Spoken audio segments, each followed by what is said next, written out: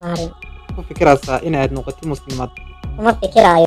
adiguna Maya.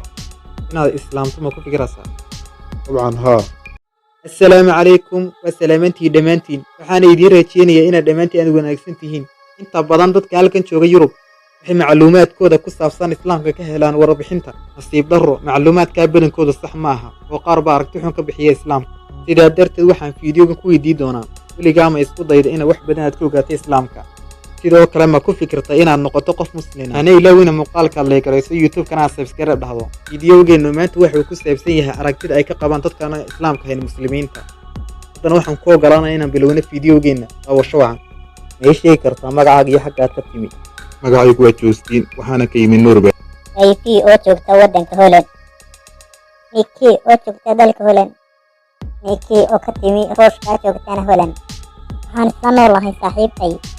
magacaygu waa Kayfin oo jooga Holland waayahay waxaan kula yeelan doonaa waraysi gaaban waxaana ku weydiin doonaa dhowr su'aalood waxaana rabaa inaad ii hato daacad okay waan kula jiri doonaa ma waxaad tahay qof jooga magaaladan waxay ku xidhan tahay waxaad u jeedo waxaan ula jeedaa ma ku dhaqataa diinta mana samaysaa cibaadooyinka la Waxaan ahay masiixiyad.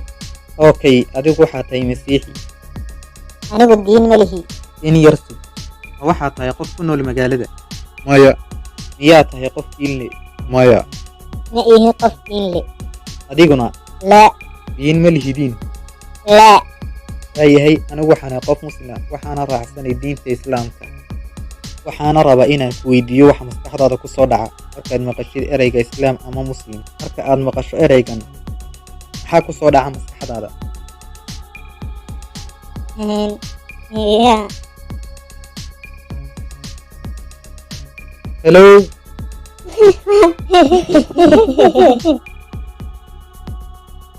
waa cunug yaro fariid oo si kelisaa noogu yimi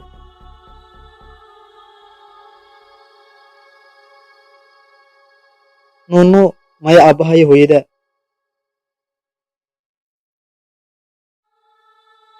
Maskaxdayda waxaa ku soo dhaca Rabadaanta. garanaysaa dhab ahaan waxay tahay rabadaantu Waxaa weeye idinku waxba ma cuntaan marka cadceeddu ay soo baxdo ilaa ay ka dhacayso. anigu waxaan u jeedaa soomka Aye.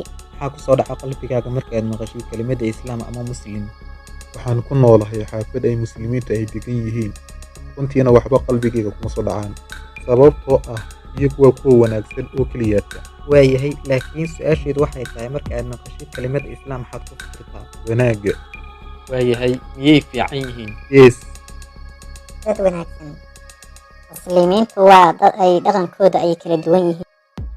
waxaad garanaysaa waxa ay sameeyaan muslimiintu waxa ay aaminsan yihiin waan ogahay dadka muslimiintu wax badan ayay tukadaan waxayna aaminsan yihiin ilaahay waxaan u malaynayaa inaad ku dadaalaysid barashada diinta islaamka yes yaad baaraysaa arrimo dheeriya haa waad ogtahay waxa aan sidoo kale aan ku fikirayo maxaad ku fikiraysaa waxaan ku fikirayaa weerarada argagixisada tani waa waxa labaad ee ku soo dhacaysa maskaxdayda mana doonayo inaan la xidhiiriyo diinta islaamka maskaxdaydu si kastaba ha noqotee mararka qaarkood waxyaabaha maskaxdaada ku soo dhacaya macnaheedu maaha inaad ku raacsan tahay laakiin iyagu si kasta ayay maskaxdaada ugu soo dhacayaan dabcan haa sawirkan waxaa loo sameeyey dhammaan waxaad ka maqasho hareerahaaga sax haarun waana sababta wararka iyo waxa aragnoo dhan dartii okay waxaan ku weydiin doonaa su-aashayda labaad weli naftaada ma baartay oo ma isku dayday inaad wax badan aad ka fahanto islaamka ama aad caddayso macluumaad gaar ahaan kuwa ku saabsan islaamka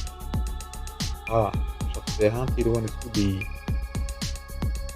maxaad baadhay markaa waxaan weydiiyey qaar ka mid ah asxaabtayda muslimiinta ah waxaa ku soo kordhay wararka ku saabsan diinta islaamka ee isku xidhay weerarada argagixisada iyo islaamka wayna ii caddeeyeen dhammaantood inay yihiin warar been abuura iyo waxaan waxba ka jirin aragtidaadi miyay isbedeshay intaa kadib haa waxay beddeshay wax kastoo aan ka aaminsanaa islaamka laakiin naftayda markaan baaritaan ku sameeyey waxaan helay waxyaabo badan oo cusub waana sii wadi doona baaritaankayga hore waxaan cilmi baadhis ugu sameeyey mashruucii ugu dambeeyey ee iskuulka oo ku saabsanaa diinta islaamka oo ah mid xiisa leh in lasoo dhammaystiro maxaad si saxan aad u baadhay bal miyaad ka fikiraysaa?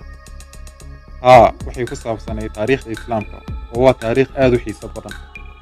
waxaan ku jiray iskuul diini ah waxaana ku qaatay casharo ku saabsan diinta islaamka. Maxaad ka baratay diinta islaamka? waxay ku saabsanayd waxa islaamka ay sameeyaan iyo dhaqankooda iyo welibana dhaqankooda diimeed. Mahadsantay. Adiguna aniga hore waxba uma maarin, ku fikiraysaa inaad noqotid muslimad? kuma fikiraayo. Adiguna maya inaad islaamto ma ku fikiraysaa? dabcan haa